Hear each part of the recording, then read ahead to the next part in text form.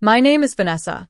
Standing in the now silent foyer of my family's estate, I'm still reeling from what just transpired.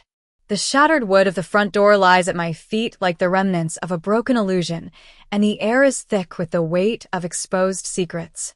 It all started on one of those brutal nights in San Francisco, where the rain doesn't just fall, it assaults. I was outside the imposing gates of our mansion, dressed only in a thin sweatshirt that was no match for the icy downpour. I could see through the lit window my mother, Eleanor, and my sister, Isabella, cozy in the living room. Eleanor was sipping on her expensive wine, and Isabella was giggling, looking as content as ever.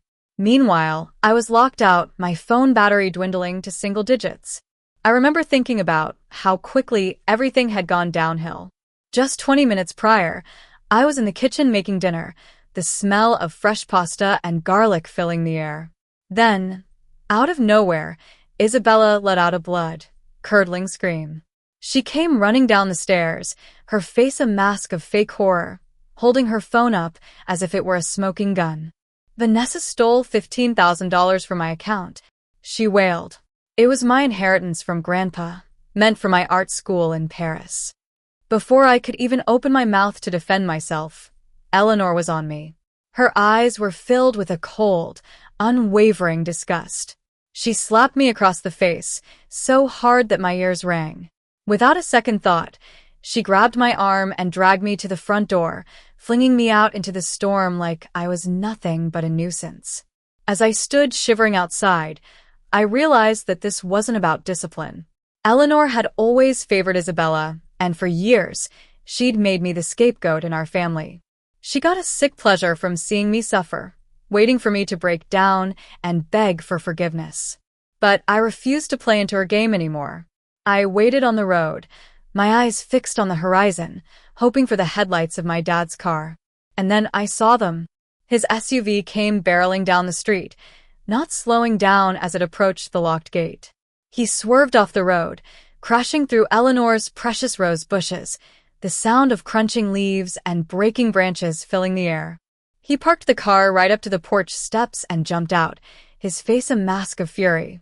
He wrapped his coat around me in one swift motion and said in a low, menacing voice, "Stay behind me." He walked up to the front door and kicked it in. The sound of the splintering wood was like a gunshot in the quiet night. Inside, Eleanor looked up, her face a mix of annoyance and shock. "Frank, what on earth are you doing?" she hissed. "You've ruined my garden," and I was dealing with her. Dad didn't even spare her a glance. He walked straight over to Isabella, who was huddled on the couch, clutching her tablet. "Give it to me," he demanded. Isabella let out a shriek. "It's private," she screeched. Dad ripped the tablet out of her hands, ignoring her protests. He walked over to the large TV in the living room and connected the tablet. The screen flickered, and Isabella's Venmo history appeared. There, at the top, was a $15,000 transfer to an art supplies store. Eleanor stammered, "That doesn't prove anything. Vanessa could have done it." Dad swiped up and opened the email app. There was an email from a luxury art studio in Paris, confirming Isabella's enrollment, paid for with the stolen money. But that wasn't all. He scrolled through the deleted emails and found an acceptance letter for me to a prestigious science program, which had been declined and deleted from my account. The realization hit me like a ton of bricks. Isabella had not only stolen the money, but also sabotaged my future out of jealousy. I stepped forward, my anger finally bubbling to the surface. "You're not just a thief, Isabella. You're a coward. You're afraid I'll outshine you, so you tried to destroy me." For the first time, Eleanor had no defense. Her expression hardened, and she ordered us out of the house. But Dad was one step ahead. He called the sheriff and presented a legal document that stated the house was in my trust, and by locking me out in the storm, Eleanor had violated the terms of the trust. Within minutes, Eleanor and Isabella were escorted out into the rain, their power and privilege stripped away. When the door closed behind them, the house finally felt like a home. Later, Dad made me my favorite hot chocolate just like he used to when I was a kid.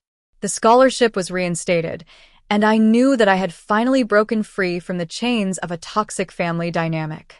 Now, this life truly belongs to me,